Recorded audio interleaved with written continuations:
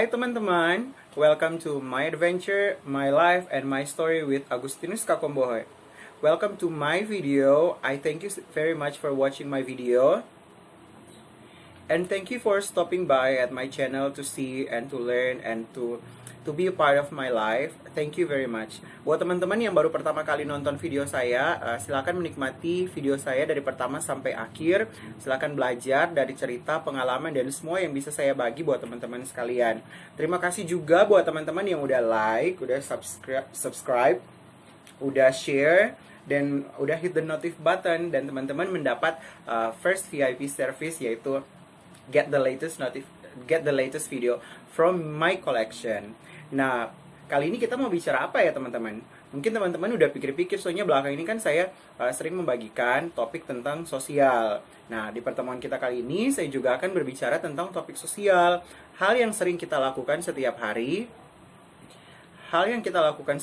dan kita juga nggak sadar kalau sebenarnya kita melakukan hal tersebut. Nah, saya mau cerita nih teman-teman, saya kan salah satu penggemar fashion show, dan saya sering nonton salah satu acara fashion show yang terkenal di dunia, yakni Victoria's Secret.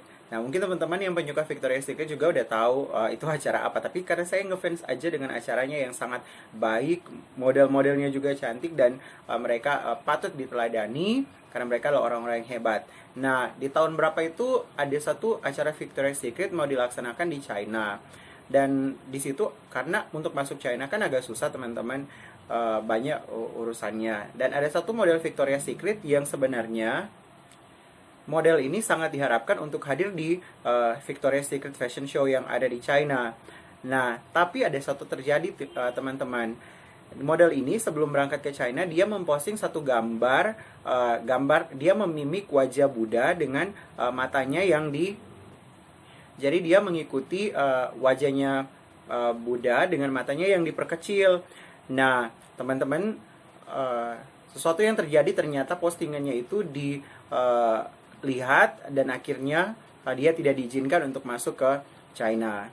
Dan ada beberapa cerita lain juga teman-teman, ketika kalau di Indonesia teman-teman dengar cerita yang terjadi buat saudara-saudara kita yang ada di Papua dan lain-lain. Nah, katanya teman-teman kita ini mengalami suatu tindakan yang namanya diskriminasi.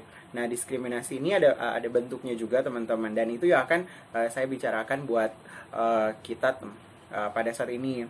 Saya memiliki beberapa teman yang etnis Tionghoa, dan mereka juga menjadi korban dari tindakan ini. Mereka sering dikatakan hal-hal tertentu dan diejek dan dimimik hal-hal tertentu buat mereka, dan saya stand against those action ya, melawan tindakan-tindakan itu. Nah, kira-kira apa yang akan menjadi topik kita pada kali ini teman-teman? Nah, pembicaraan kita pada kali ini adalah racism. Mungkin buat orang-orang berpikir bahwa tindakan rasis itu bukan hal yang besar, tapi sebenarnya tindakan rasis ini itu cukup berbahaya dan itu mempengaruhi tatanan sosial. Nah, apa sih rasis itu teman-teman? Rasisme itu adalah suatu kepercayaan di mana bahwa hanya ada satu ras yang lebih berkuasa dibanding ras yang lain dan memiliki hak untuk mengatur, mengontrol, dan berkuasa di atas ras-ras yang lain. Nah, tindakan rasis ini juga ada beberapa bentuk teman-teman gitu. Kalau saya catat di sini ada 4 bentuk. Bentuk yang pertama adalah etnosentrisme. Etnosentrisme itu adalah suatu kepercayaan bahwa hanya terfokus kepada satu suku aja, nggak boleh ada suku lain, hanya suku mereka saja. Ini adalah tindakan rasisme dalam bentuk etnosentrisme. Kemudian kedua adalah xenofobia. Xenofobia ini sekelompok orang yang takut akan orang asing. Jadi ada satu cerita yang saya dengar kemarin bahwa mereka menolak adanya orang-orang lain, orang-orang asing masuk ke daerah mereka. Yang mereka suka hanyalah orang-orang dari suku mereka, karena mereka takut mungkin orang-orang yang datang ini bisa menguasai perekonomian dan lain-lain yang ada di daerah mereka. Nah, bentuk yang ketiga adalah miscegenation. Miscegenation ini adalah penolakan terhadap hubungan antara ras. Jadi mereka itu nggak suka ras ini menikah dengan ras yang lain. Mereka hanya suka ras ini menikah dengan ras ini. Ya, kalau teman-teman mengetahui ada orang-orang yang seperti ini, pada dasarnya ini adalah bentuk rasisme di jenis miscegenation.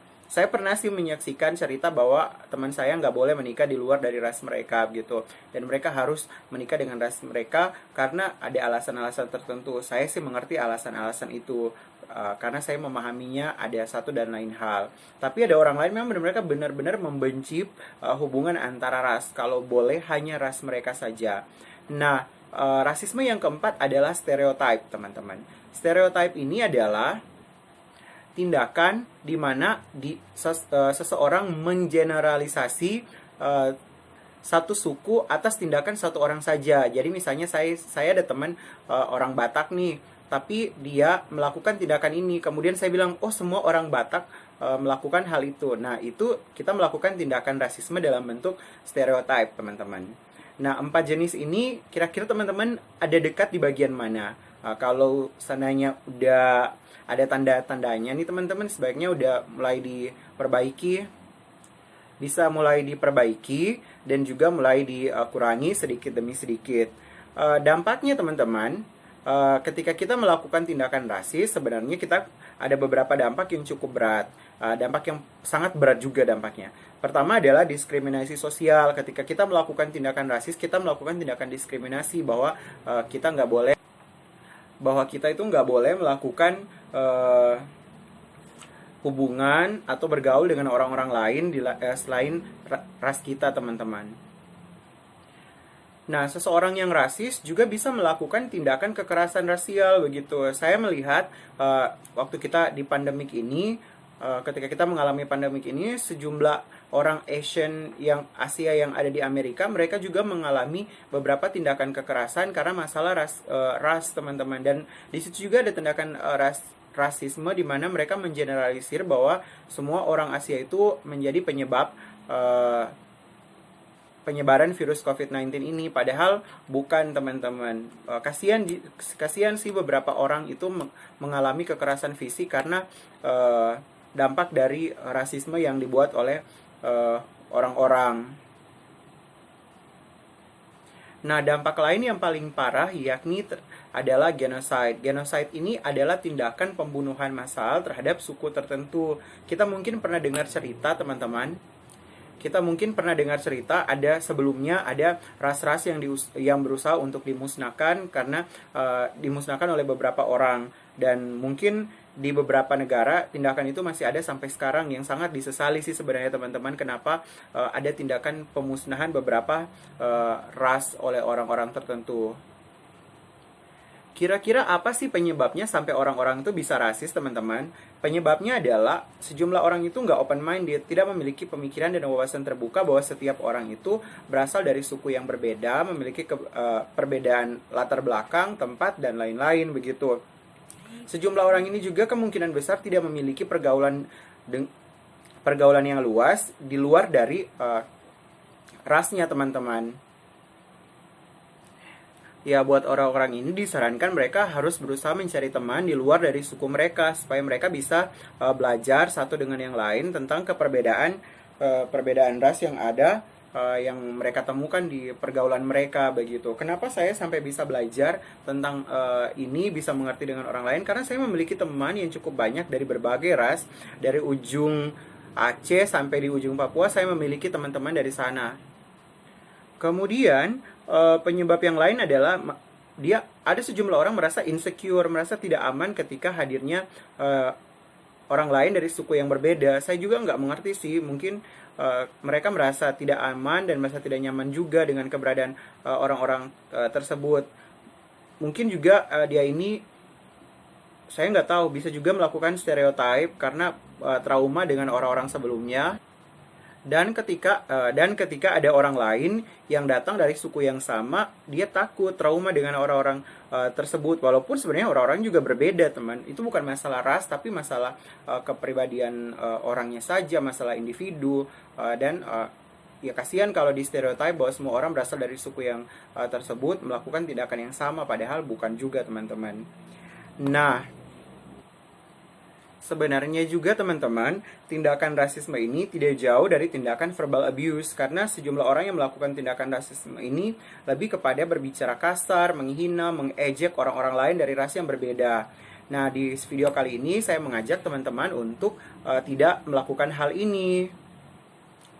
Kenapa teman-teman sampai kita nggak boleh melakukan hal ini? Karena sebenarnya nggak ada orang, kita tuh tidak memiliki kekuatan untuk memilih kita lahir di mana, kapan, di tempat yang mana, di ras yang mana. Kita itu dikirim oleh Sang Pencipta, di tempat kita berada di tempat ini, itu bukan pilihan kita. Oleh karena itu, buat teman-teman yang melakukan tindakan rasis harus mengerti bahwa kalaupun teman-teman hadir di ras tertentu, itu karena pilihan dari Yang Maha Kuasa. Dan kalau orang lain hadir di ras tertentu, itu juga karena kehendak dari Yang Maha Kuasa.